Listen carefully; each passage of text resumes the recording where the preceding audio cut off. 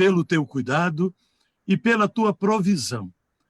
E agora, ó Pai, nós pedimos que tu abençoes esta reunião, que tu uses o reverendo Homer para trazer a tua palavra ao nosso coração. Tu já falaste ao seu coração. Agora, através dele, fala ao nosso coração. Abençoa cada um que participa, cada um que ouvirá a tua palavra. Oramos, ó Pai, agradecidos e em nome do Senhor Jesus. Amém. Amém, meus amados irmãos. Eu quero convidar os amados para nós lermos este salmo, e sou grato a Deus, porque nós já estamos na 19º, né, o nosso 19º encontro aqui da nossa Federação Rio, e isso é um privilégio para nós, né? Deus tem nos dado essa oportunidade de podermos estar todos os sábados aqui reunidos durante essa pandemia, e tem alcançado muitas vidas, os pastores sempre participando conosco aqui, trazendo palavras abençoadoras. É um privilégio. Salmo 118 diz o seguinte: rendei graças ao Senhor, porque Ele é bom, porque a sua misericórdia dura para sempre. Diga, pois, Israel, sim, a sua misericórdia dura para sempre. Diga, pois, a casa de Arão, sim, a sua misericórdia dura para sempre. Digam, pois, os que temem ao Senhor, sim, a sua misericórdia dura para sempre. E assim que nós possamos dizer nessa manhã que as misericórdias do Senhor se renovam nas nossas vidas e duram para sempre. Amém, meus irmãos? Nós temos, neste sábado, a presença aqui do nosso querido reverendo Homer, mas eu passo a palavra para o André, pois ele é convidado da igreja lá das Américas. Fala aí, meu irmão André. Bom dia, meus irmãos. A gente estava falando sobre a tecnologia, né? Na hora que eu cheguei, gente, tô na oração, caiu aqui. Eu disse, meu Deus do céu, eu estou aqui tentando voltar, graças a Deus deu tempo, louvado seja o nome do Senhor. Bem, meus irmãos, a igreja presbiteriana ela é reconhecida pelas outras igrejas pelo preparo dos seus pastores. E eu tenho muita honra de convidar o reverendo Rony, porque ele é uma doçura de pessoa, mas é também um profundo conhecedor da palavra do Senhor. É um estudioso, né? A gente acha que no dia que a gente estiver com ele, que a gente vai passar a conhecer profundamente. Mas, reverendo, é uma honra convidá-lo. Muito obrigado por ter aceitado o nosso convite. Eu sei que o senhor sempre tem muito a acrescentar para nós, e eu, sinceramente, eu acho que não precisa de apresentação, porque a gente sabe que ele é diretor lá do nosso seminário, né? E alguns alunos deles provavelmente vão assistir também aí, mas que seja assim, que o senhor fale, use o senhor com poder e graça hoje, que ele possa estar falando aos nossos corações através do senhor, viu, pastor? Deus abençoe, e mais uma vez, obrigado por ter aceitado o nosso convite. Eu já tinha convidado do outro, mas realmente foi em cima da hora, eu me enrolei, então... Mas isso, já, por favor, já fica com a sua agenda, guarda um dia agenda aí. A gente vai tentar convidar todos, né? Mas muito obrigado, viu? Deus abençoe, viu? Deus abençoe. Amém, seja muito bem-vindo. Amém. Eu que agradeço pelas palavras. É muito bom desfrutar da amizade e do carinho que temos tido aqui na igreja, né? E também junto à federação, à confederação. Eu agradeço assim, as oportunidades que a gente tem de estar juntos, né, no estudo da palavra, e louvo muito a Deus pela vida de vocês, e tenho ficado cada vez mais empolgado com o trabalho dos homens aqui, né? Meu abração aqui para o reverendo Isaías, né? A vontade é chegar lá e dar aquele abraço mesmo, né? em cada um dos irmãos. E antes de começar a palavra, deixa eu contar 2 segredinhos, viu, presbítero Zé Roberto? Eu tive o privilégio de conhecer 2 trabalhos do Mão na Massa. O pastor Geraldo, lá em Puerto Soares, eu substituí ele em Campo Grande, e eu fui lá, acho que em 2013, e tive o privilégio de pregar naquela construção maravilhosa, né? em frente à praça lá, né? E muito bom, um trabalho muito bem feito. Agora, eu sinto uma alegria maior ainda pelo de Angola. Aí que vai o segredinho. Em 2007, eu tive em Angola, fiquei 15 dias lá, visitando o campo. Eu fiquei na casa do pastor Mussac, lá que eu conheci o Antônio Bento, né? E num determinado momento, a minha ideia era ir para lá como missionário. O desejo do meu coração era ser missionário lá. E a gente ficou os 15 dias. Aí o Mussac falou assim, nós temos um terreno na cidade aqui de Viana, vamos lá para conhecer. E eu fiquei encantado com aquele terreno vazio, né? E eu virei para ele e falei assim, olha, eu preciso voltar para o Brasil com algum projeto em mãos para entregar na PMT. Aí ele falou, tal, o que eu fiz? Eu peguei um papelzinho aproveitei uma salinha lá, peguei um papelzinho desses de folha de sulfite, né? Sim. E fui rascunhando um monte de... fingindo que eu era arquiteto, sabe? Aí eu virei para o Mussac, entreguei para ele e falei assim, rapaz, vê isso aqui, leva para um arquiteto, vê se ele consegue transformar isso aqui em alguma coisa. 2 dias depois veio um projeto em 3 cópias no papel vegetal, né? E eu trouxe, entreguei nas mãos do reverendo Sérgio, da PMT, o outro eu entreguei nas mãos do reverendo Geraldo, que previa ir para Angola, né? E o outro eu fiquei com ele durante um bom tempo, depois eu não sei para quem entreguei. Em 2010, eu voltei em Angola, mas para um projeto com a Sociedade Bíblica. E em 2013, eu voltei, aí o Antônio Bento falou assim, eu quero te levar de novo no terreno, lá em Viana. E quando eu cheguei lá e vi a construção, assim, o coração não teve como suportar a alegria, né? Eu caí em lágrimas e ver, assim, uma ideia que surgiu nos rabiscos se tornar uma construção naquele nível, né? Eu fiquei realmente muito emocionado, feliz, grato. E, assim, essa história a gente não conta muito, não, mas, de certa forma, eu me sinto diretamente parte. Cada conquista que a gente vê da igreja lá em Angola, o pessoal é muito querido. Sim. Né?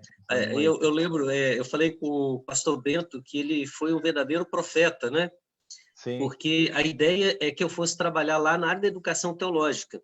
Aí entendi. ele mostrou a sala da direção assim, né? Que estava conceito, falou assim, olha, aqui vai ser a sala do diretor. Preparado para vir? Aí eu falei com ele assim, meu irmão, seria um desejo grande, mas eu creio que se eu falei com ele que se eu fosse, não seria para ser diretor, porque eu acho que a direção tinha que ficar por conta dos nacionais, e não por quem vem de fora, né? Mas o que eu não disse é que foi a PMT que não deixou eu ir. Foi mesmo. Só que naquele mesmo ano eu recebi um convite para vir para a direção do seminário aqui do Rio. Eu falei assim, Bento, vejo que tu és profeta, né? Olha, sabe que essas palavras me enchem o meu coração, porque o senhor é testemunha viva do que a Mão na Massa tem feito pelo Brasil afora, né? E a gente fica muito feliz. Mas tem uma coisa interessante lá de Angola. Lá em Angola a gente construiu aquele seminário, uma construção 2 andares lindos, e colocamos caixa d'água em cima do templo, do prédio, aliás. E o senhor acredita que o governo fez tirar as caixas d'água de cima? Que a legislação deles não permite caixa d'água em cima do prédio. Então, as coisas que...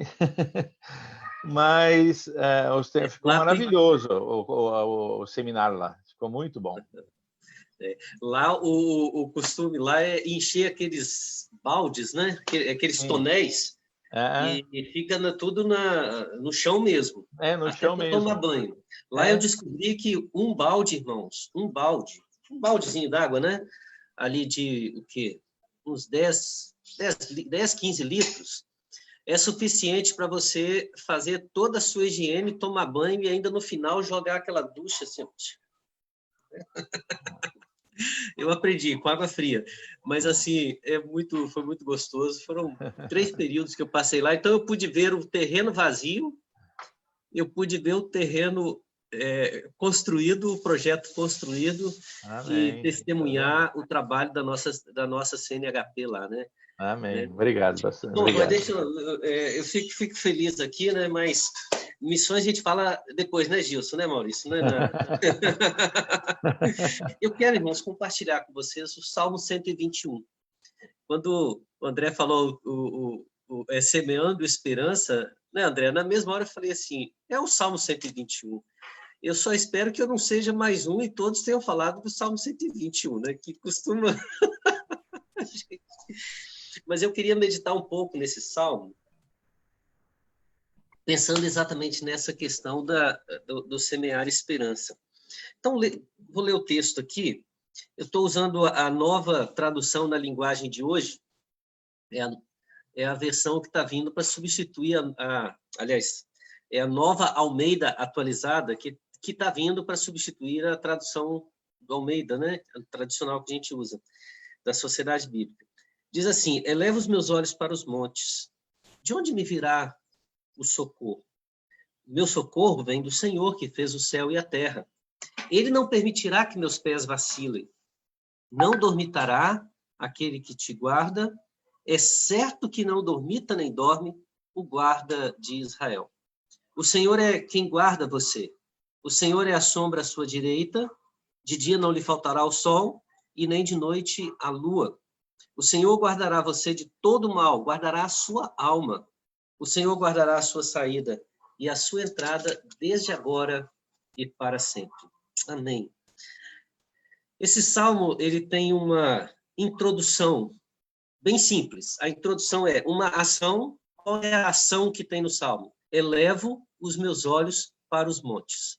Então, tudo começa com o salmista em algum momento, em algum lugar. Eu gosto de tentar imaginar essa cena. Provavelmente ele está à beira de uma montanha, né? E ele olha lá para o topo da montanha. E assim começa a sua composição, assim começa o seu salmo, né? Assim começa a sua obra de arte. Isaías sabe bem como é que é isso, né? Tem vários textos essa área.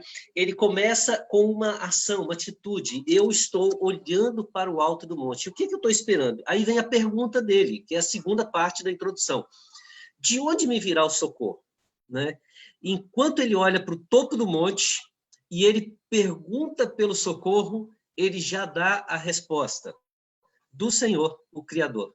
Né? O meu socorro, ele vem do Senhor, que fez o céu e fez a terra. Isso significa que, ao olhar para o monte e perguntar pela proteção, pelo cuidado, pelo socorro, isso me faz lembrar que ele provavelmente esteja passando algum momento de aflição, algum momento de angústia. Ele espera que o socorro que é buscado normalmente no topo do monte, ele possa vir de um lugar que está muito acima do topo da montanha. Né? Então, a ideia do texto começa com essa pergunta. Mas por que ele eleva os olhos para os montes? Os montes, antigamente, eles tinham uma importante representação na cultura, na cultura antiga. Pelo menos 4 ideias sobre o que significava o alto da montanha, né? O topo da montanha, a gente poderia identificar já. Primeiro, era no topo da montanha que se construíam as fortalezas. Quem já teve o privilégio de visitar algum castelo antigo, aqueles castelos medievais, né, sabe que os castelos, a construção deles era feita nos lugares os mais complicados, os mais difíceis possível. E eram normalmente no topo da montanha, e você, quando olha para tudo quanto é lugar, ele te dá uma visão impressionante. Eu tive o privilégio de visitar o castelo de Palmela, né, em Portugal, e é interessante quando você chega lá, você vai na torre do castelo, a parte mais alta, e a impressão que você tem é que você vê Portugal inteiro. É claro que não é assim. E de longe dá para ver qualquer presença inimiga. Ou seja, os montes, eles já são o local de construir a fortaleza, eles oferecem a melhor visão de proteção que se pode ter.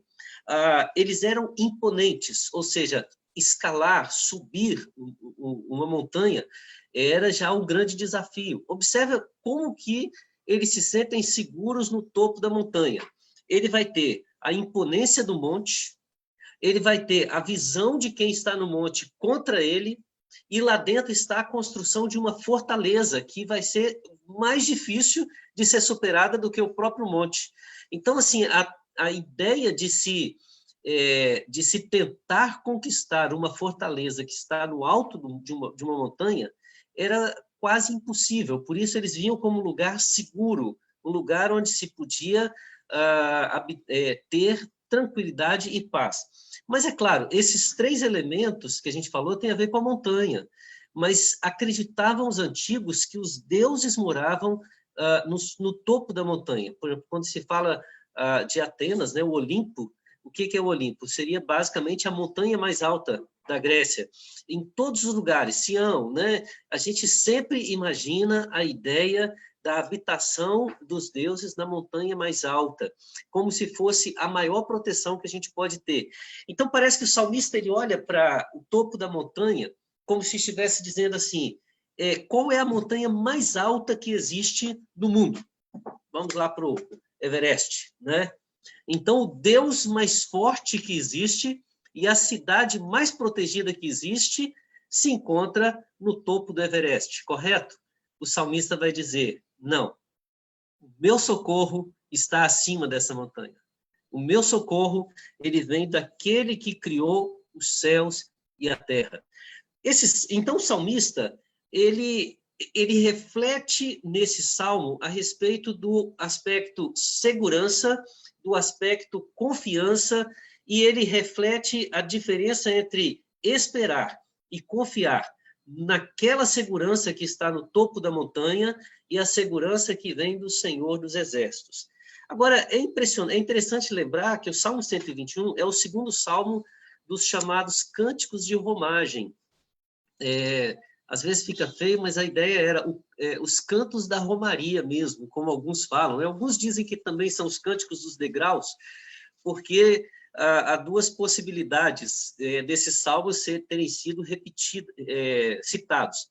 Alguns acreditam que o salmo começava na casa da pessoa, quando estava perto do tempo de ir até Jerusalém para oferecer sacrifício. E durante a caminhada, eles tinham pontos específicos em que eles citavam cada um desses salmos. Já tem alguns que acreditam que ao chegar ao templo havia uma escadaria e eles tinham que, em cada degrau, citar um salmo desses. Mas, independente do contexto, é interessante pensar que ele está no segundo salmo, e esse salmo é de uma jornada espiritual. E ele tem, no primeiro, o 120, a necessidade exposta de um coração angustiado e aflito. Olha só, o salmo começa com angústia e aflição. Na minha angústia, Salmo 120, clamo ao Senhor e ele me ouve. Senhor, livra-me de quê? Dos lábios mentirosos, da língua enganadora. O que lhe será dado, ou o que lhe será acrescentado, ó língua enganadora? Flechas afiadas de guerreiro e brasas vivas de zimbro. Ai de mim, que peregrino em Meseque, habito nas tendas de Quedar, já há tempo demais que habito com aqueles que odeiam a paz. Sou pela paz. Quando, porém, eu falo, eles temem pela guerra. Veja, ele está mostrando, pelo menos, um contexto de peregrinação, ou seja, ele se sente estrangeiro, ele mostra um contexto de guerra e ele mostra um contexto de calúnia. Então, aparentemente, a jornada espiritual começa através de um coração aflito, angustiado, pelas circunstâncias que estão atravessando a sua vida, pelas quais ele está passando. Ele vai a Jerusalém em busca dessa paz, dessa tranquilidade, da justiça do Senhor sobre a sua vida. Agora, é muito interessante que o Salmo 122, que é o terceiro salmo, ele muda completamente a postura do salmista. Olha, alegrei-me, o coração angustiado, agora é um coração cheio de alegria. Alegrei-me quando me disseram, vamos à casa do Senhor, né? A ideia de a jornada, que na verdade era uma necessidade, se tornou agora uma jornada cheia de alegria. Pararam os nossos pés junto às tuas portas, ó Jerusalém, Jerusalém que está construída como uma cidade bem sólida, para onde sobem as tribos do Senhor, como convém Israel, alegria, comunhão, adoração, para renderem graças ao nome do Senhor. O que mudou? Dá para perceber que o Salmo 121, ele provoca uma tremenda mudança no coração do salmista. Aquele coração aflito, angustiado, é fortalecido por um coração esperançoso e confiante e gera a iniciativa de tomar uma atitude em busca da adoração. O que nós podemos entender do papel do Salmo 121, então? O Salmo 121, ele nos mostra que a esperança é o elo que liga o coração aflito ao coração alegre, transformando a sua angústia em atitude de adoração. Por causa de quê? Daquela esperança que foi semeada dentro do seu coração. Um paralelo desses 3 salmos poderia ser o texto de Lamentações 3, 19 a 21. A gente só fala do 21, né? Quero trazer à memória o que pode me dar esperança. Aliás, esse texto, a linguagem dele lá no hebraico, lá, né? O peso da palavra não é quero trazer. É como se fosse assim, eu obrigo a minha mente a se lembrar de coisas que trazem esperança. Se você olhar o 19 e o 20, vai dizer assim, lembro da minha aflição, lembro do veneno, lembro do absinto, lembro... Eu sempre que eu ia fazer visita em hospital, eu amava ler esse salmo, né? O texto de Lamentações. Você imagina, né? Eu não lembro, reverendo Isaías, quando o senhor estava internado, fui lá te visitar, se eu li esse texto, né? Eu acho que foi, não foi, não?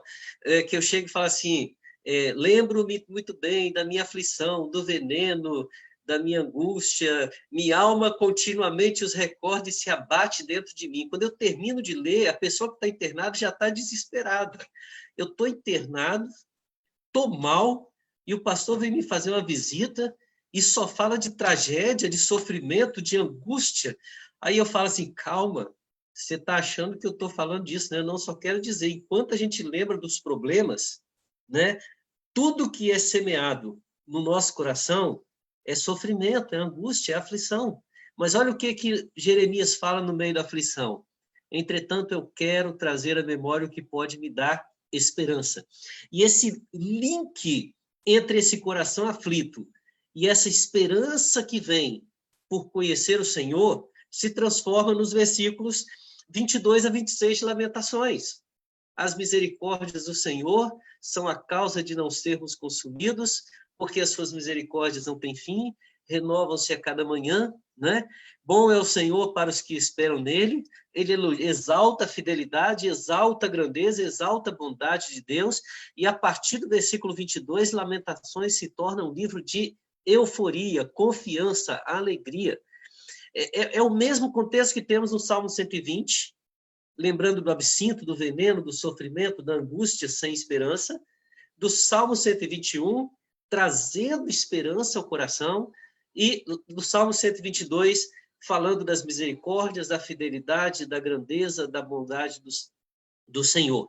E o interessante no Salmo 121 é que a jornada espiritual só começa depois que a esperança foi semeada no coração do salmista, né? Ele não sai de casa. Observa, o Salmo 122 vai dizer, alegrei-me quando me disseram, vamos à casa do Senhor. Logo, o convite para ir à casa do Senhor, que encheu o coração do salmista de alegria, foi o coração que elevou os olhos para os montes e reconheceu que a esperança, que o socorro dele vem do Senhor dos exércitos. Não é ir para encher de esperança, não é acabar a angústia porque foi a casa do Senhor. Na verdade, a esperança retirou a angústia e nos levou à casa do Senhor para o sistema, para adorá-lo, para exaltá-lo. Agora, o que de fato, né, quais foram as sementes lançadas no Salmo 121 que começaram a germinar durante a caminhada? Essa é a ideia do Salmo. O coração aflito, cheio de esperança, vai adorar. E durante essa caminhada, ele vai encontrando a alegria a ponto de chegar no Salmo 133, né? E dizer aquele famoso texto, né? Como é bom e agradável viverem unidos os irmãos, né? E o Salmo 134, bem dizer ao Senhor, vós todos, servos do Senhor, que assistis na casa do Senhor. O que mudou? Qual foi a semente? Primeiro, o salmista vai dizer que a primeira semente que a esperança a primeira semente plantada no coração de uma pessoa cheia de esperança é a semente da atitude, da ação. A ação no lugar da inércia. O Salmo 120, ele reflete alguém que, no meio da tribulação, não consegue agir. O seu coração está tão cheio de angústia, de amargura, que ele não consegue agir. Ele olha para os montes e eu não vou conseguir subir essa montanha. Eu não vou conseguir passar pelos vales. Eu não vou conseguir. Então, ele fica parado no seu contexto, esperando vir o socorro. Mas o Salmo 122, ele mostra que esse mesmo coração aflito, com a semente da esperança plantada, ele alegra-se em ir e caminha. Ele caminha até a porta de Jerusalém e lá ele para. Mas ele para porque chegou ao seu objetivo. Ele anda, ele caminha. A segunda semente que ele planta, né, é a semente da segurança. Ao invés dele estar se escondendo, ele se apresenta. E olha os versículos 3 e 4, como mostram o coração dele cheio de esperança. Ele não permitirá que os seus pés vacilem. A jornada não é fácil. A jornada é difícil. E ele olha para Deus e diz, chegaremos lá, não pela nossa confiança, não pela nossa capacidade, não pelas nossas competências, mas porque ele não permitirá que os nossos pés vacilem. Não dormitará, a ideia aqui é, ele não tirará cochilo e muito menos pegará no sono, né?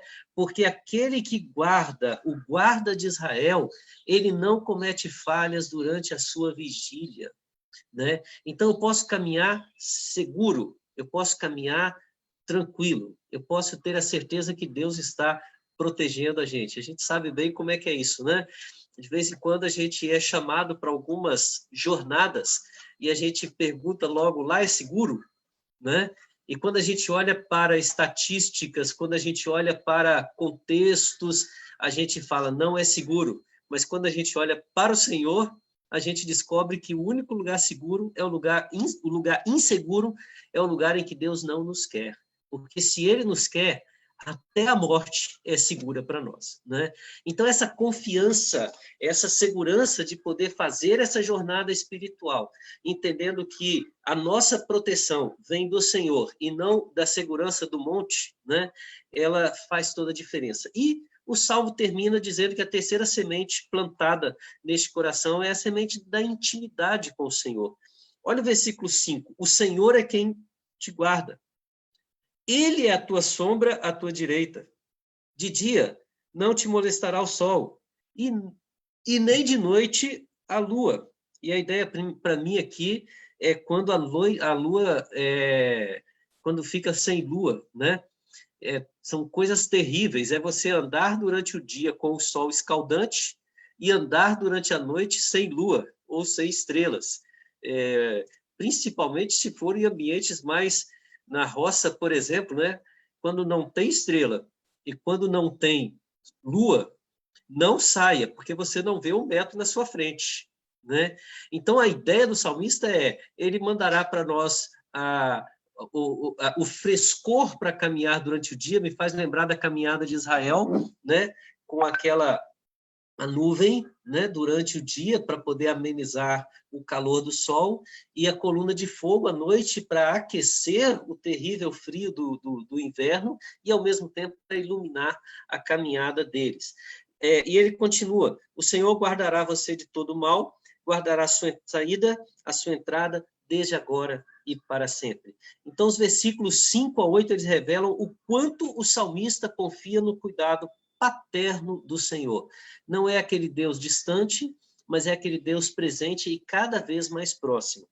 Para a gente aplicar, né, algumas aplicações para a gente encerrar nossa devocional. Primeiro, esse salmo nos ensina que quando a nossa esperança é colocada nos montes, e me permita aplicar aqui a palavra montes, a nossa política, a nossa própria estrutura eclesiástica, a nossa segurança civil, os recursos humanos que a gente pode, né, colocar à nossa disposição. Enquanto a gente acredita ou confia que isto pode trazer paz, alívio, tirar a aflição, a angústia do nosso coração, a nossa tendência é ser levado à inércia, à paralisia. A gente não sai de onde está. Mas quando nós colocamos a nossa esperança em Deus, nós somos levados a agir. É como se diz assim, né? É como se disséssemos assim, a cama é um excelente remédio para quem confia em si mesmo ou em coisas. Então, você dorme que passa. Mas a Bíblia fala que o único momento de dormir, né, é quando estamos tranquilos, não quando estamos aflitos. Em paz me deito e logo pego no sono, porque tu, Senhor, me fazes repousar seguro. Se estamos aflitos, confiar no Senhor nos tira da cama para trabalhar, para agir, porque a gente sabe que Ele está cuidando de nós. A segunda aplicação que podemos ter no texto, que a esperança, quando colocada nos montes, ela nos faz observar os perigos, mas quando colocada em Deus, nos faz olhar os seus cuidados. Aí eu gosto sempre daquela brincadeira já antiga, todo mundo conhece, né? Eu creio, mas sempre a gente fala, quem conhece ri de novo, quem não conhece fala assim, sério, né? Quando Davi olha para Golias, todo mundo diz que que os soldados olhavam para Golias como alguém que está olhando para os montes. Que tamanho de homem! Quem é capaz de enfrentá-lo? Mas Davi olhou como quem olha para Deus. Que tamanho de testa! Não vou errar uma pedrada aí nunca. Né? Davi olha para o ponto de fragilidade, porque ele sabe que está sobre... Mas é claro, não é esse que fez isso que fez a diferença. A diferença de Davi foi quando ele disse, tu vens a mim com paus e pedras, né? Mas eu vou a ti em nome do Senhor dos Exércitos. Ele consegue alcançar os objetivos não pela sua competência, pela sua habilidade, apesar dele ter, mas ele sabe que Deus está cuidando dele. Isso os leva a agir, enquanto os soldados ficaram observando os perigos e acabaram não tendo coragem de lutar. E para terminar, quando colocamos a nossa esperança nos montes, nos afastamos de Deus. Nos afastamos.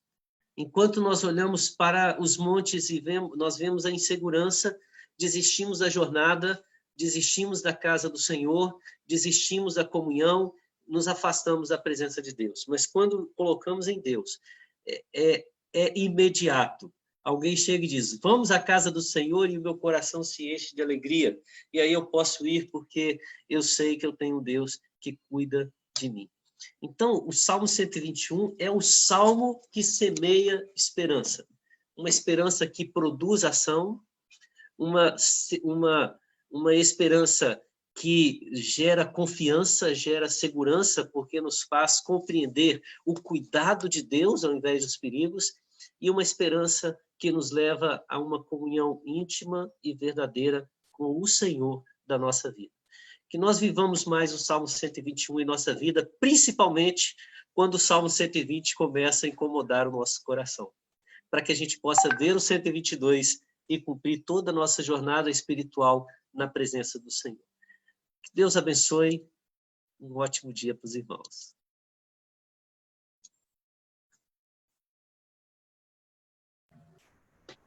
Amém, meu irmão. Obrigado pela palavra. André, quer falar alguma coisa, André? Maurício, como você é o presidente, você sempre tem alguma coisa a acrescentar. Atualmente eu fico muito feliz, eu sou suspeito, tá? Então, a minha suspeição me dá, como é que diz, me atrapalha no julgamento. Ô, André, eu vou pedir então para que você ore. André, eu vou pedir que você ore pela vida do reverendo Romer, pelo seu ministério, pela sua família, por aquilo que Deus já tem colocado no coração dele, sobre os futuros daquilo que Deus planeja, né, para ele, as suas realizações na obra de Deus. Ore pela vida dele, meu irmão, em nome de Jesus. Ok, vamos orar então. Senhor nosso Deus e Pai, Pai querido, nós queremos te agradecer, ó Deus, por mais esse dia de vida que o Senhor nos concede. Ó Deus, por essa ferramenta maravilhosa, Pai, que o Senhor colocou ao nosso alcance. Ó Deus, que o Senhor sabia como nós ficaríamos afastados um do outro fisicamente, mas o Senhor, de uma forma tão carinhosa, ó Deus, abriu essa porta, ó Deus, para que a gente esteja de uma forma bem próximos uns dos outros. Eu quero agradecer, Pai querido, pela vida do reverendo Romeu, ó Deus, teu servo, ó Deus, que o Senhor vem o preparando a cada dia, ó Deus, para o teu serviço. Deus, muito obrigado, ó Deus, pela presença dele na Igreja das Américas, ó Pai, tu sabe o quanto ele tem abençoado o teu povo. Deus, muito obrigado, Deus, pela família dele, querida, ó Pai querido, tu sabe o quanto essa família alegra o nosso coração, Pai, o quanto eles nos enchem de alegria. Deus, pedimos ao Pai querido que o Senhor esteja guardando o seu servo no ir e vir. Ó Deus, que o Senhor esteja derramando sobre a vida dele, ó Deus, toda a sabedoria do alto, ó Pai. Que cada dia mais, ó Deus, a tua palavra seja entranhada, ó Deus, nele, ó Deus, que de sua boca, Pai, saiam palavras diretamente do céu. Ó Deus, muito obrigado pela vida dele, pela sua família, ó Pai, por tudo ainda o que ele vai realizar na tua igreja, ó Pai querido, que o Senhor esteja fortalecendo o seu servo a cada dia, Pai querido, que ele possa sentir a tua presença, o teu cuidar, o teu bálsamo sobre ele, Pai, cuida do teu servo, da sua família, ó Pai. Muito obrigado, ó Deus, pela vida dele, Pai. Nós te louvamos, te pedimos também, ó Deus, pelos pastores, ó Deus, da igreja da presbiteriana, os pastores que estejam pelo mundo espalhado, pelos missionários, Pai querido, que o Senhor esteja guardando a vida deles também, ó Pai. Eles precisam muito do Senhor. Ó Deus, abençoe o teu povo, abençoe a federação de UPHs, ó Pai, que a gente possa estar cada dia mais unido, ó Pai, pensando no teu trabalho. Louvado seja o teu nome, Pai. Nós te agradecemos e pedimos perdão pelos nossos pecados. É em nome de Jesus que nós oramos. Amém. Amém, meus irmãos. Reverendo Homer, a gente, quando acaba a preleção, a palavra, a gente tem um momento para conversarmos sobre o texto, conversarmos sobre as nossas percepções, aquilo que o Senhor falou ao nosso coração. Alguns irmãos fazem perguntas desafiadoras, né? E aí os pastores nos respondem. Então, aqui, esse espaço fica aberto para que a gente possa conversar, e o reverendo Isaías ali já está com a mãozinha levantada, pedindo a palavra. Eu vou passar para o reverendo Isaías, meu amado pastor, para que ele faça a primeira interlocução aí, meu irmão. Maurício, antes do Isaías, só porque ele levantou a mão para dizer assim, não, o reverendo Romo vai precisar sair, eu vou responder no lugar dele, tá bom? Tá. Brincadeira, Isaías.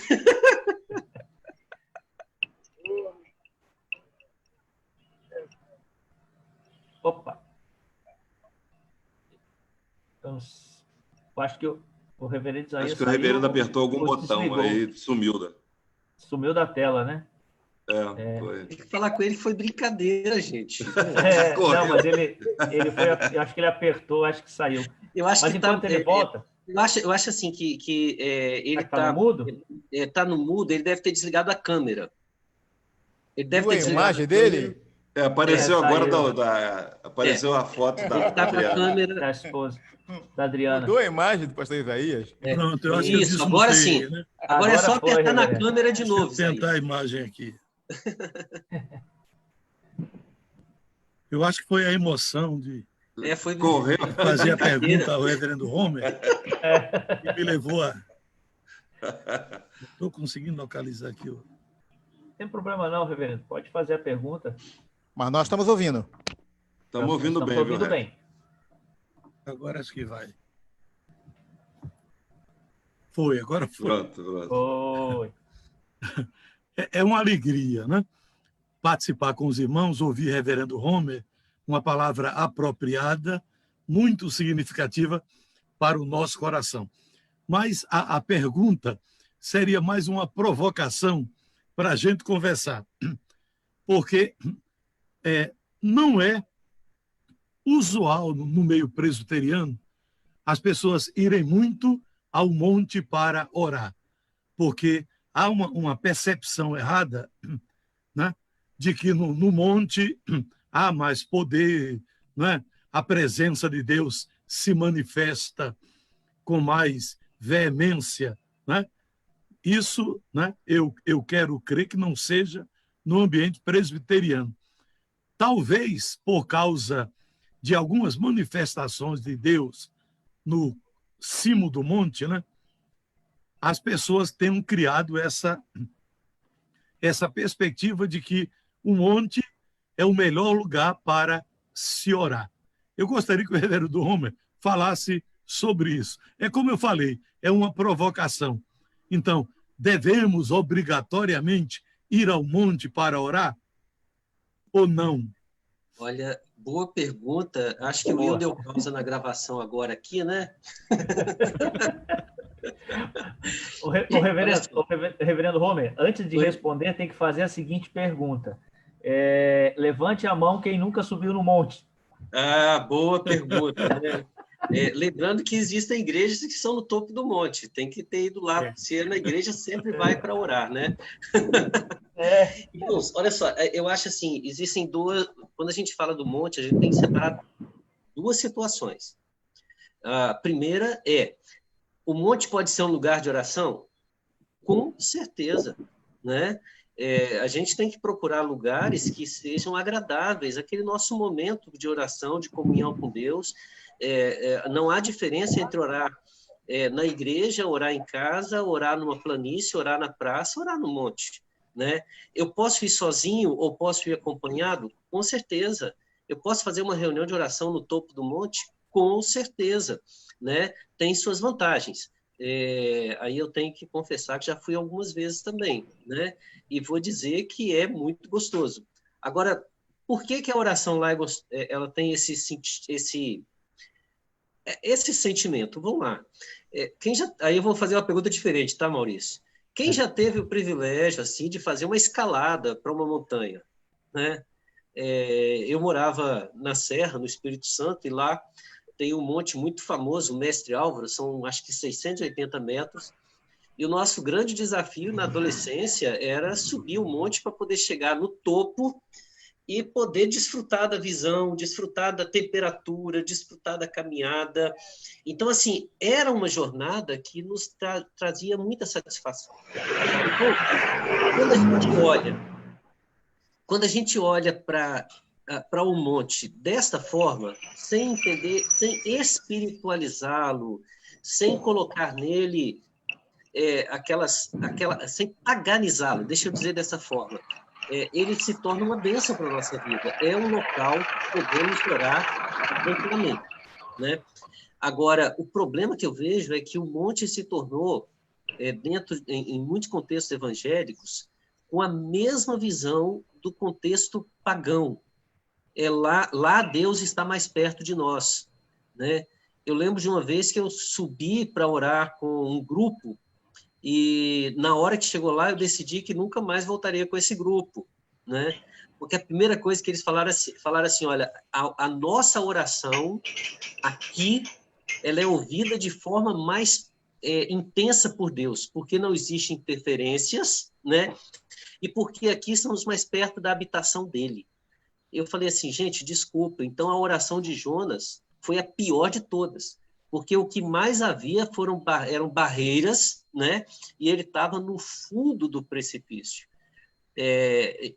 Eu creio que se está relatada a oração dele na Bíblia, é porque Deus a ouviu talvez mais do que a que estava no topo do monte, que é onde estavam sendo feitos muitos sacrifícios idólatras, até mesmo no templo de Jerusalém.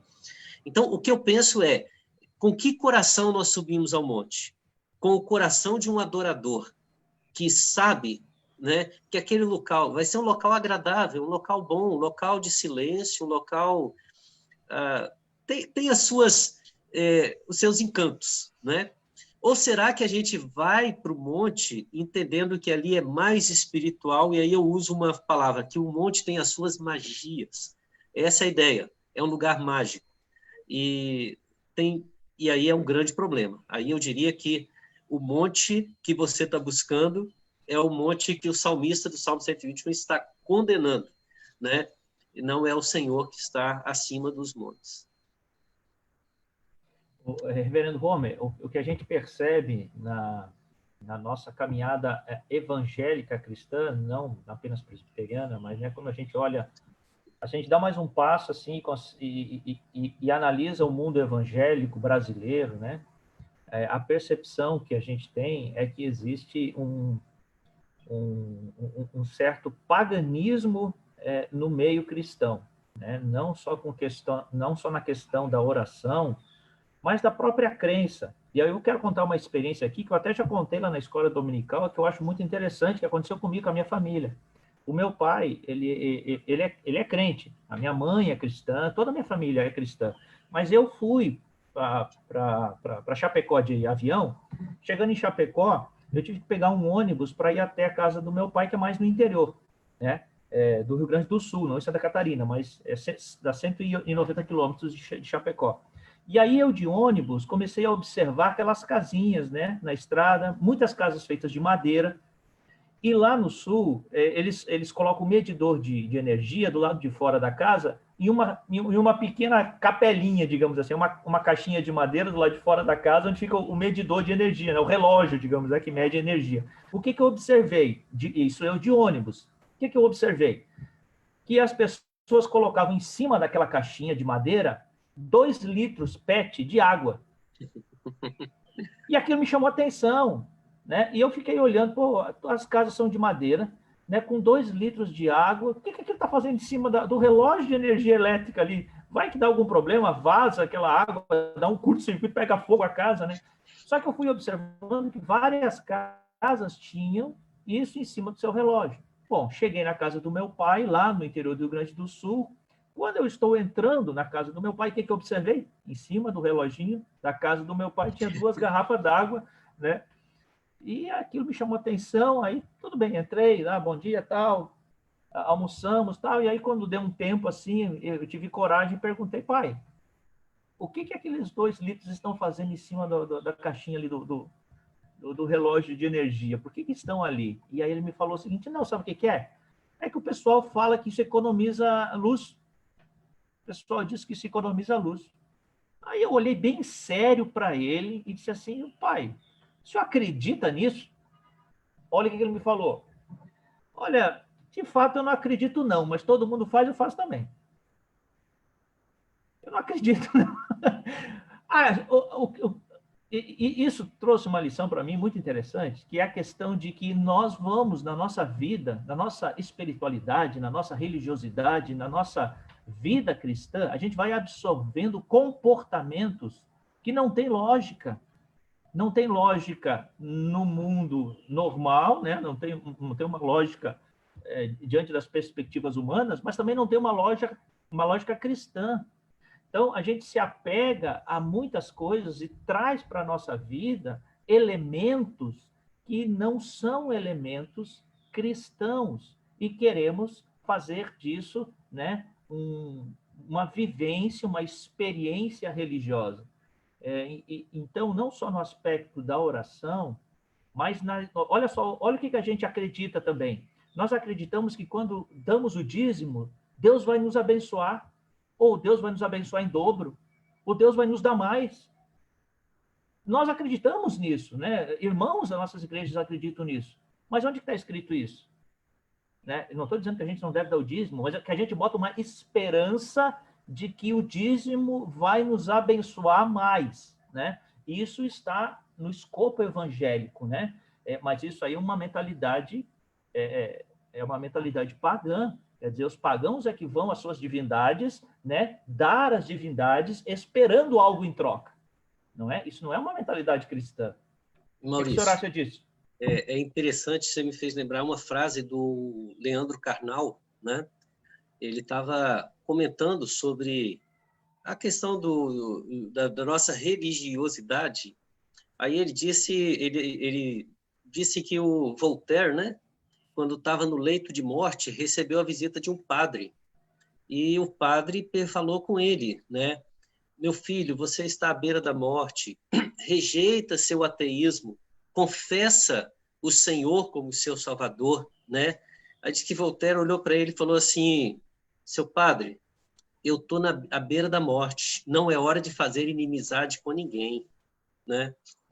Então ele deixou bem claro, eu vou caçar briga com o diabo agora, né? De jeito nenhum, se eu for para o inferno, eu quero ser bem recebido lá. E isso está muito na nossa na nossa religiosidade, o sentimento de que eu tenho que andar com a maioria e estar em paz com todos. Por isso, cada monte eu passo e deixo ali a minha oferta.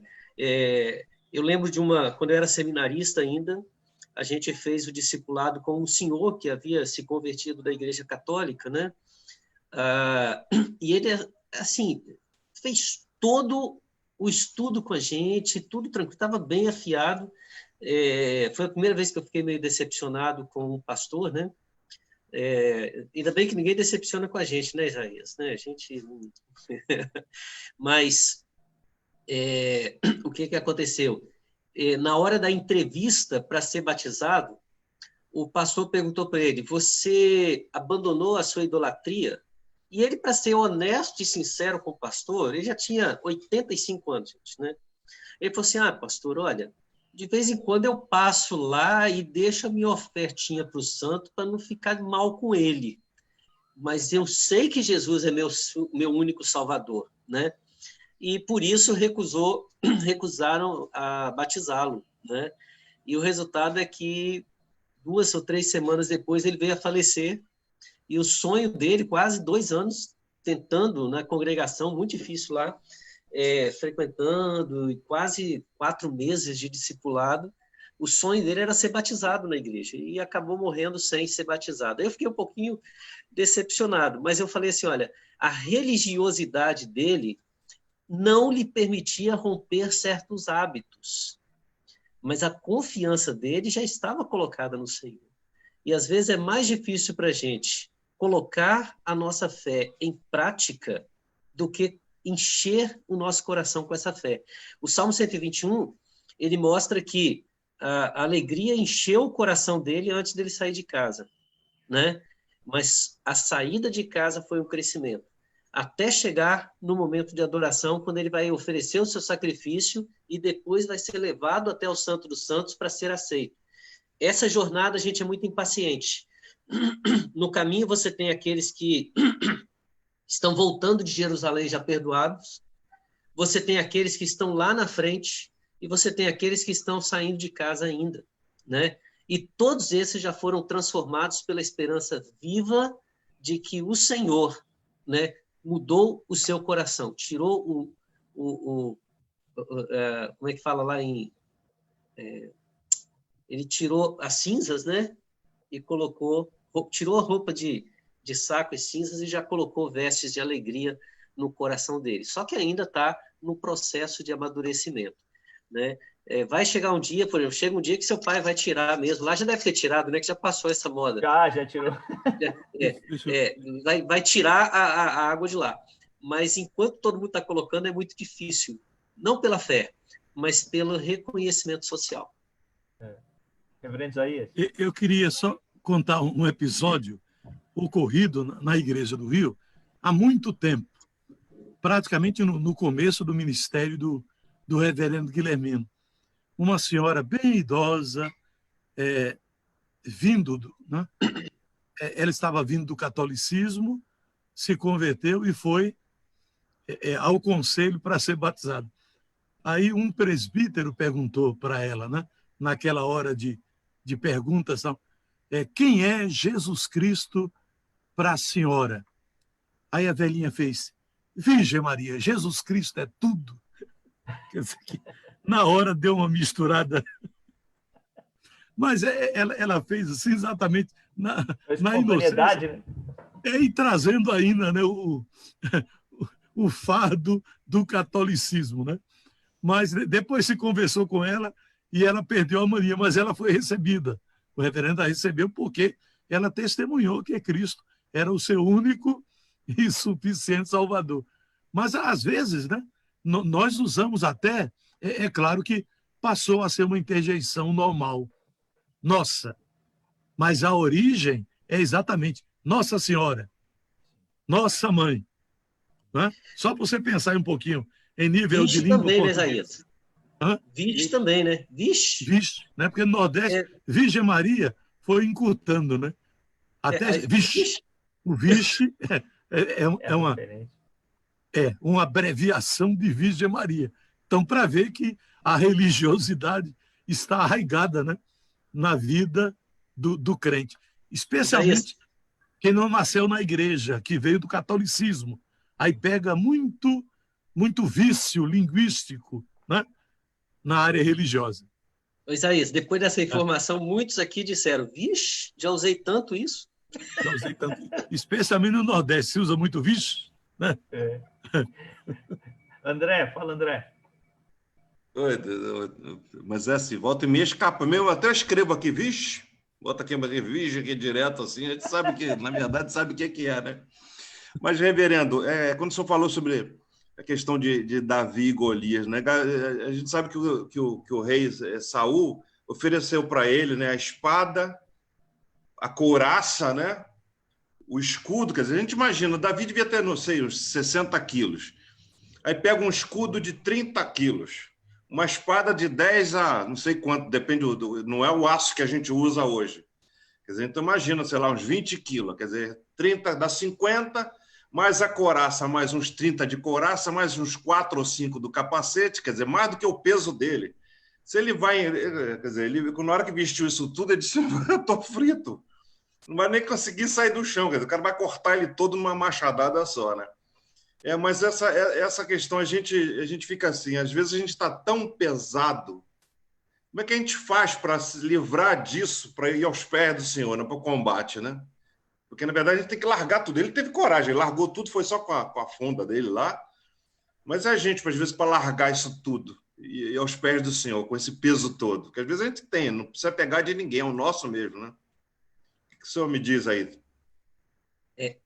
Pegando o texto aqui, é interessante pensar, o Salmo 121, ele vem como uma injeção de esperança em um coração que está aflito, que está angustiado, que está se sentindo caluniado. Eu acho legal quando ele termina, ele fala assim, eu sou pela paz, mas quando eu falo, eles querem guerra. Então, parece que ele está num contexto em que ele está com essa armadura que você citou aí, né, que pesa o dobro do peso dele. Então, o que acontece? O ato dele elevar os olhos para os montes, no primeiro momento, é assim, por que ninguém vem ao meu socorro? Né? Olha, lá estão aqueles que deveriam cuidar de mim. Lá estão, deixa eu usar assim, né? Lá está o meu poder executivo, que deveria criar leis para me guardar. Lá está o meu poder judiciário, que deveria defender os meus direitos. Lá está o meu poder legislativo, que deveria fazer leis para me abençoar. Ou seja, eu estou confiando na política. Lá estão os soldados, lá estão a segurança que foi contratada para me fazer andar seguro. Cadê eles? Então, ele está numa situação de inércia por isso. O que ele faz? Ele olha um pouco mais para cima. Aí ele vai dizer que é vão o socorro do homem, né? Uns confiam em carros, outros confiam em cavalos, mas eu confio no Senhor. Então, o que muda nele? Na verdade, o contexto não muda nada. A única coisa que muda é o seu olhar.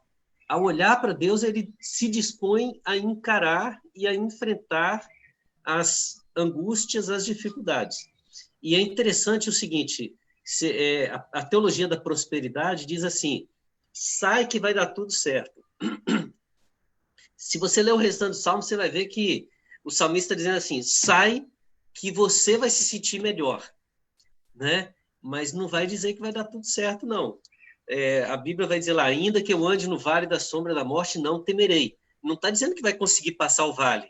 Ele está dizendo que o temor caiu. Então, não a única coisa que muda é a sua forma de agir diante das adversidades. É a única forma. Você passa a enfrentá-las ao invés de fugir delas. E é muito interessante, assim, ao encarar, né? Aí ele fala, alegrei-me quando me disseram, ele não está indo sozinho, ele está em equipe, né? É o grupo que está caminhando, então ele está bem aparado, bem alicerçado, mas todos esses estão caminhando na certeza de que Deus está cuidando deles, ainda que eles venham a ser abalados ou sofrer com as circunstâncias da caminhada, né? Mas basicamente é isso. Eu digo assim, a esperança colocada num Deus que enche o nosso coração de confiança nos impulsiona a agir e a encarar os problemas. O que aconteceu com Davi foi isso, né? Os soldados paralisaram diante do gigante e ele olhou para o Senhor e disse: o Senhor vencerá ele, independente de quem vá. E ele se dispõe a ir, né? Mas a pessoa menos preparada para enfrentar Golias era Davi. E com a armadura, ele ficaria menos preparado ainda, porque a melhor arma que ele tinha em mãos era a funda, né? Que é com ela que Deus usava para defender o seu rebanho. Então, basicamente, o olhar para Deus nos leva à ação. Agora, a gente tem que lembrar, Davi venceu o gigante. E se ele tivesse perdido, seria um fracote na fé? Não. Ele seria aquele que encarou o gigante, teve coragem de ir e morreu. Perdeu a batalha, mas confiou em Deus. Enquanto os outros, que eram um exército inteiro, temeram um homem, porque não confiaram no poder de Deus que estava sobre eles. Amém. O reverendo Homer, o Williams, ele quer fazer uma pergunta, está com a mãozinha levantada aqui. Desmuta aí, William. Está por aí ainda? Alô? Alô. Pronto, Alô? estamos ouvindo, William. Pode falar. Alô? Tá ouvindo? Tá, Sim. estamos ouvindo, pode falar. Na realidade, mais uma contribuição, tá? Quando eu escuto a palavra esperança, eu vejo o ápice da didática de Deus para nos ensinar. Encontra-se em Romanos 5, de 1 a 5. Eu vou ler do 3 em diante. Aí diz assim: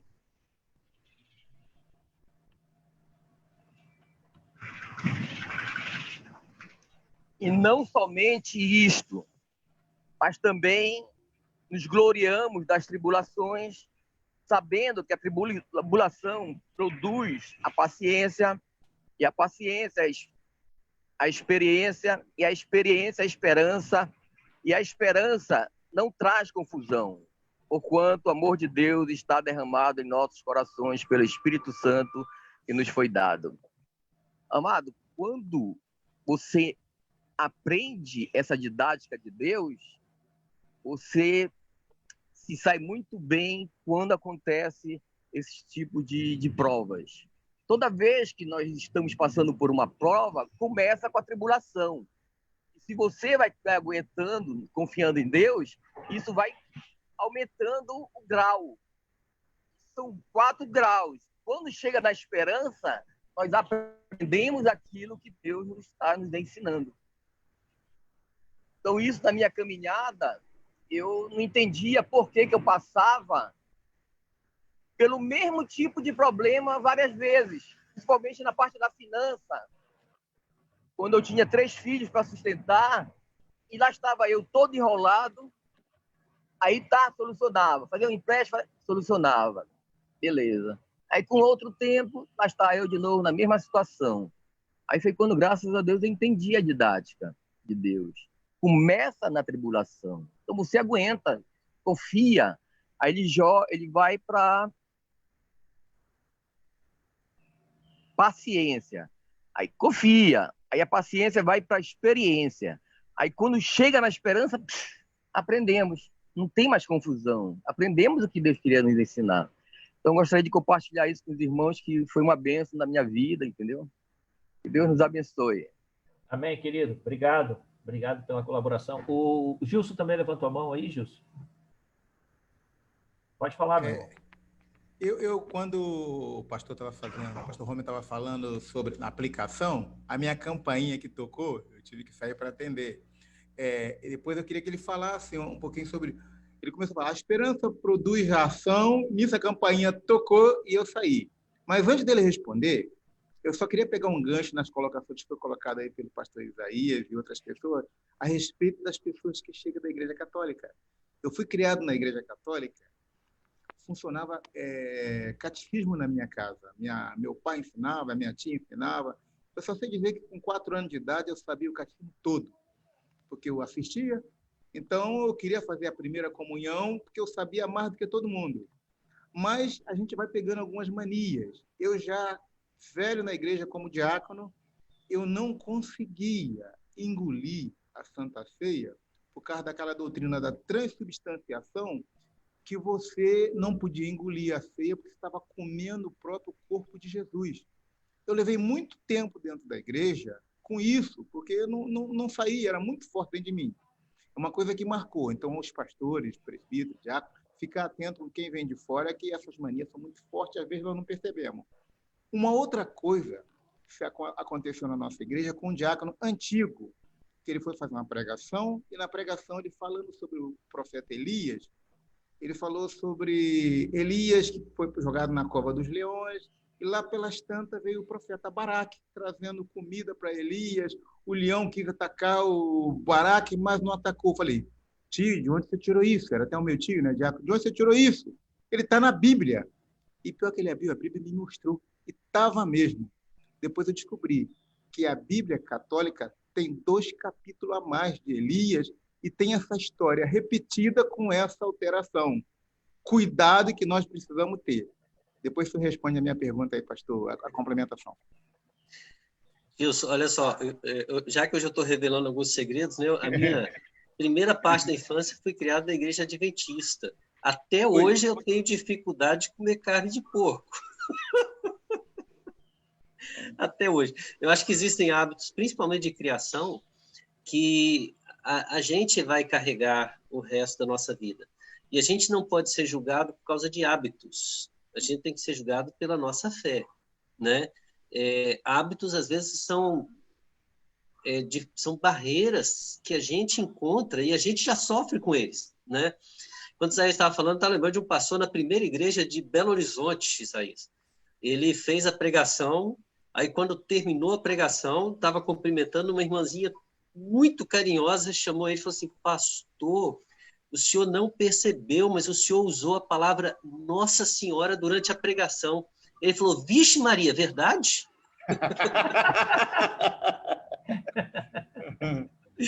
Mas olha, as aplicações, Gilson, por assim, a primeira foi que a esperança, quando colocada nos montes, ela nos leva à inércia, mas quando colocada em Deus, ela nos leva à ação. Então, enquanto a gente confia no homem, a gente paralisa. Quando a gente confia em Deus, a gente age, a gente sai da paralisia. Não que o perigo acabe, né? Mas a gente toma uma atitude, porque a gente está olhando para aquele que cuida de nós. A segunda é que a esperança, quando colocada nos montes, ela nos faz olhar para os perigos. Mas quando colocada em Deus, ela nos faz perceber os cuidados dele, né? Então, assim, ele está me protegendo, ele não dorme, ele não guarda, ele está cuidando de mim. E a terceira é que a esperança, quando colocada nos montes, ela nos afasta de Deus. A gente deixa de buscar a comunhão, mas quando colocada em Deus, ela nos leva a conhecê-lo cada vez mais e mais, que seria a questão da intimidade, né? Então, são basicamente esses 3 pontos que eu apliquei. Tirada a dúvida. Reverendo Homer, aproveitando esse ensejo da confiança nos montes, eu tenho observado que no século XIX, principalmente, houve uma grande esperança da humanidade de que a ciência seria, né, aquilo que traria, resolveria todos os problemas, né, da humanidade, a humanidade seria plenamente feliz, não ia mais precisar crer num Deus, numa transcendência ou coisa assim. E no século XIX, então, começou a se colocar uma grande esperança, a humanidade colocar essa grande esperança na ciência, né? E que não se revelou uma certa... não se revelou... Claro que a ciência aumentou muito, mas não foi assim o sonho da utopia não se concretizou, né? E aí a gente teve as guerras e tudo mais. Hoje, nós ainda cremos na ciência, mas assim, não com tanta esperança para a solução de problemas grandiosos que a humanidade tem, mas nós criamos uma outra falsa esperança, que é a esperança que depositamos na tecnologia. E aí nós juntamos a esperança na ciência e a esperança tecnológica, juntamos isso e formamos o que hoje está em grande debate em todos os campos, que é a inteligência artificial. E está se criando uma expectativa, né, em uma inteligência artificial que poderia, né, trazer aí, ou solucionar grandes problemas da humanidade. O que o senhor tem a nos ajudar a pensar sobre isso? Seriam realmente dois problemas em que nós não devemos colocar tantas esperanças assim? Olha, eu vou me lembrar de uma aula que eu tive com o Dr. Heber Campos, meu pai, há mais ou menos uns 20, deixa para lá, né, 20 e poucos anos. A gente estava falando sobre contexto bíblico, soteriologia, escatologia. Aí alguém perguntou para ele assim, Dr. Heber, se não tivesse pecado, será que haveria todo esse desenvolvimento tecnológico? Isso, olha, há mais de 20 anos.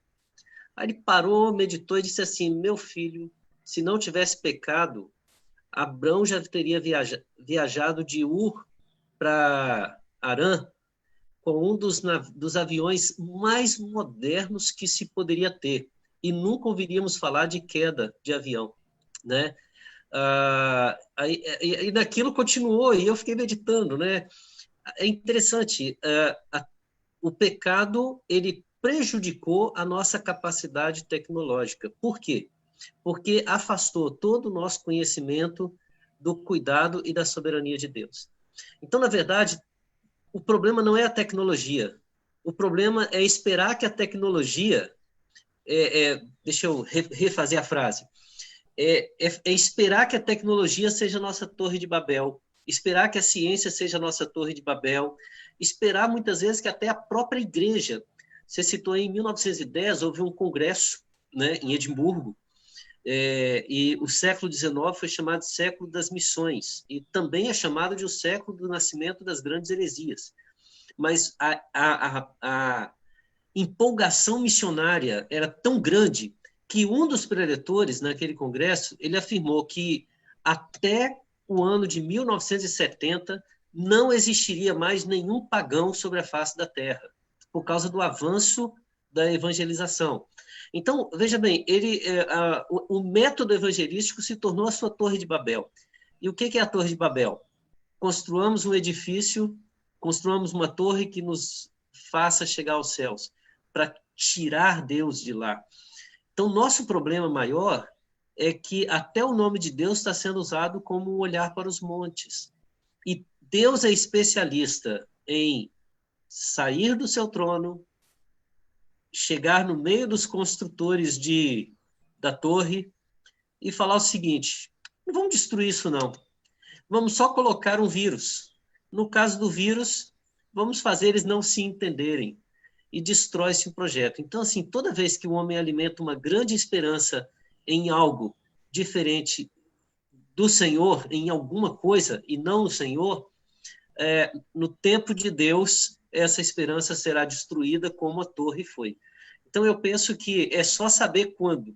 E o nosso papel é aproveitar o máximo possível a inteligência artificial, a tecnologia, esses recursos, mas glorificando a Deus por essas bênçãos, esse desenvolvimento, né?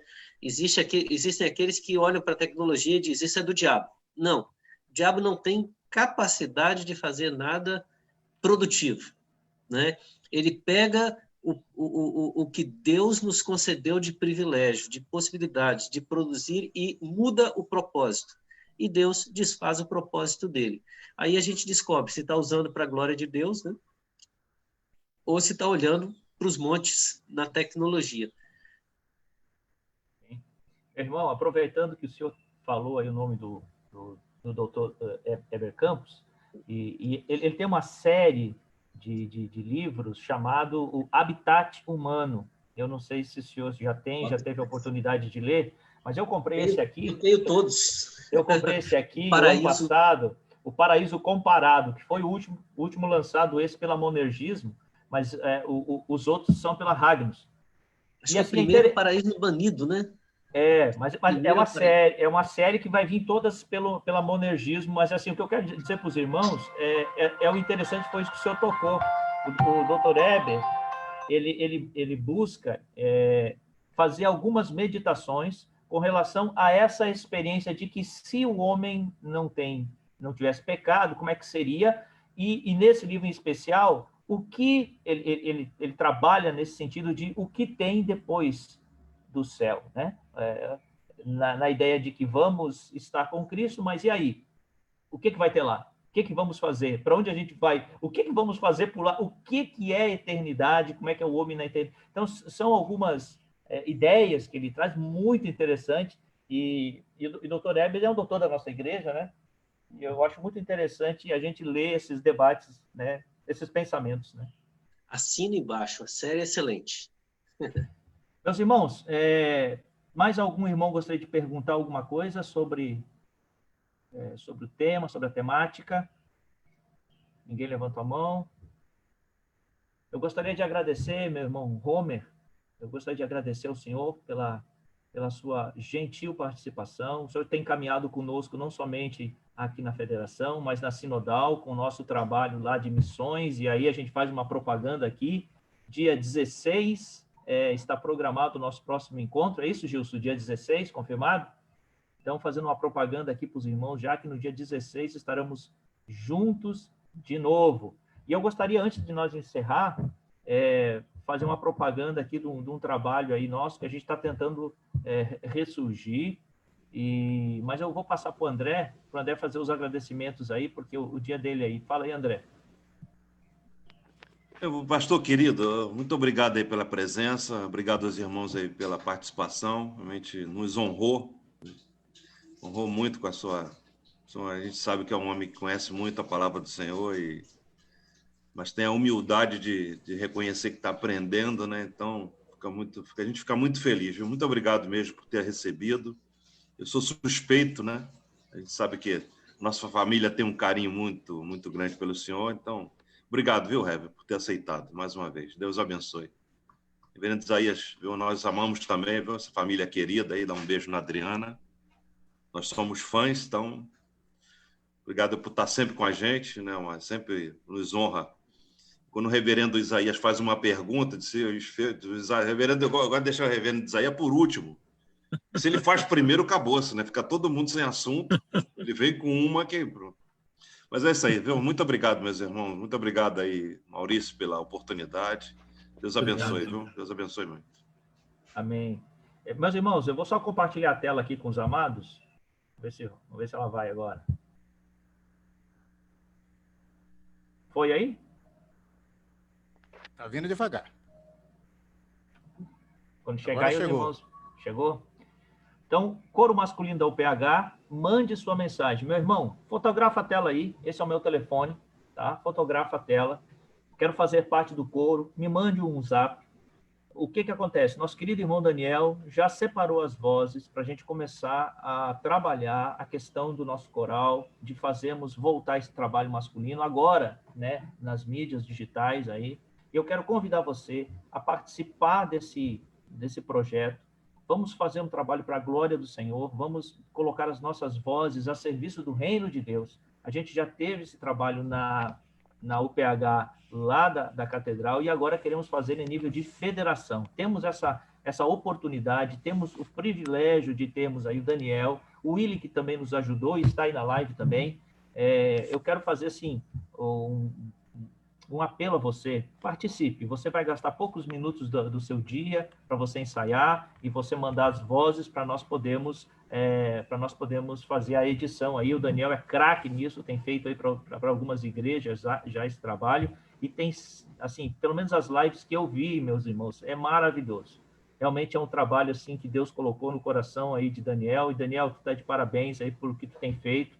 Tem sido bênção mesmo. Eu tenho passado para várias pessoas aí as lives dos corais montados aí do nosso presbitério, e nós temos essa oportunidade de participar. Eu quero pedir perdão para os irmãos, porque essa semana para mim foi bem complicada, bem enrolada, porque os serviços estão começando a aparecer, então eu tive que correr a semana inteira, e eu tinha programado um dia dessa semana para mim ficar mandando essas mensagens para os irmãos, aqueles irmãos que participaram do coral e tal. Por conta do trabalho, que se avolumou demais, e eu estou com a equipe reduzida, eu não consegui, essa semana que passou, me organizar para poder convidar pessoalmente os irmãos.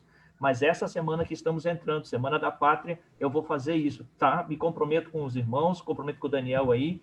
E antes de nós encerrarmos aqui, Daniel, gostaria de fazer alguma colocação sobre o nosso trabalho aí, que nós estamos buscando? Sim, sem dúvida. Quero reforçar o convite, né?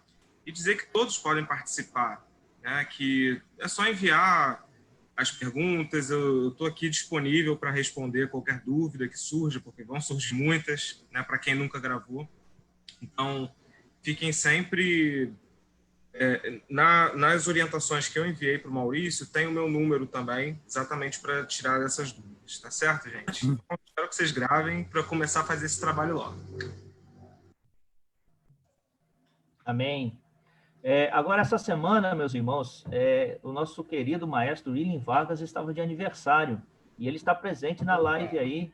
O meu irmão, solta o microfone aí, fala com a gente aí, porque a gente quer orar por você, meu irmão. Vamos ver se ele vai liberar aí. Ele...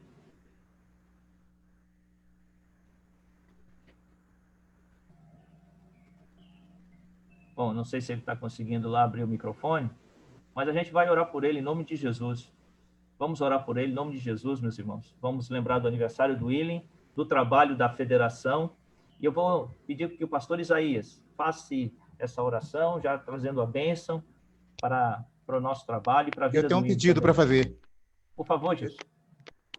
Só para o irmão estar me ajudando em oração, essa semana o meu filho mais novo sentiu mal no trabalho dele, ele é tenente do Exército, e foi encaminhar ele para fazer um pedido, e resolveram fazer o teste da Covid, e foi detectado presença do vírus nele. E sintoma nenhum, graças a Deus não tem sintoma nenhum, ele está de quarentena em casa. Como toda a família teve contato com ele, inclusive eu, esposa e os irmãos, nós também estamos obedecendo a quarentena em casa. Graças a Deus, não manifestou em nenhum de nós o vírus, mas carecemos da oração dos irmãos para que continue dessa forma, né? Que não desenvolva em nós. Ele está tranquilo, nós estamos tranquilos, mas só pedimos a oração dos irmãos. E com relação à programação que nós falamos da Sinodal, o pastor Antônio José me passou o nome do pastor Leonardo, do Oiapoque. Eu consigo falar com ele pelo WhatsApp, mas não estou conseguindo fechar a ligação com ele. Ele falou que a internet é precária. Vamos estar orando para a gente conseguir fechar, trazer esse irmão que está todo entusiasmado para falar na nossa programação dia 16. Obrigado, irmão. Vamos orar. Senhor, nós queremos suplicar as tuas bênçãos para os enfermos. Tu és o Jeová Rafá, o Deus que sara, o Deus que cura. Por isso, ó Pai, intervém. Colocamos diante de ti a vida do filho do presbítero Gilson e colocamos também toda a sua família. Que tu livres, ó Deus, estes irmãos do vírus. Abençoa esta família e, de forma muito especial, abençoa o filho do presbítero Gilson. Senhor, pedimos também que tu intervenhas na vida de todos aqueles que estão enfermos. Senhor, também nós suplicamos a tua bênção para as UPHs, para as federações e para as confederações sinodais e a nacional. Pedimos que a tua bênção esteja sobre estas instituições e sobre os seus membros. Ó Pai, te agradecemos pela vida preciosa do nosso irmão William Vargas, que aniversariou, ó Pai, durante esta semana. que tu o abençoes, que tu deis a ele vida longa e feliz na tua presença. Ó Pai, agora despede-nos em paz. Continua nos protegendo e nos abençoando. E continua, ó Pai, abençoando a vida, família e ministério do reverendo Homer. Oramos em nome de Jesus. Amém. Que a graça do nosso Senhor e Salvador Jesus Cristo, que o amor de Deus, o nosso eterno e poderoso Pai, que a comunhão, as doces consolações e o poder do Santo Espírito repousem sobre nós, sobre as nossas famílias e sobre todo o povo de Deus espalhado pela face da terra, hoje e sempre. Amém. Amém, meus irmãos. Reverendo Isaías, um beijão no seu coração. Obrigado Amém. pelo carinho, pela participação. Reverendo Homer, um beijão no seu coração, meu querido. Amém. Abraço, Beijo, abraço, abraço. Zé, abraço para a Verinha lá, viu? Obrigado, Rev. Dou sim, Rev, pode deixar. Isaías, Cláudio, olha todo mundo aí, Abraço, Daniel, Homer.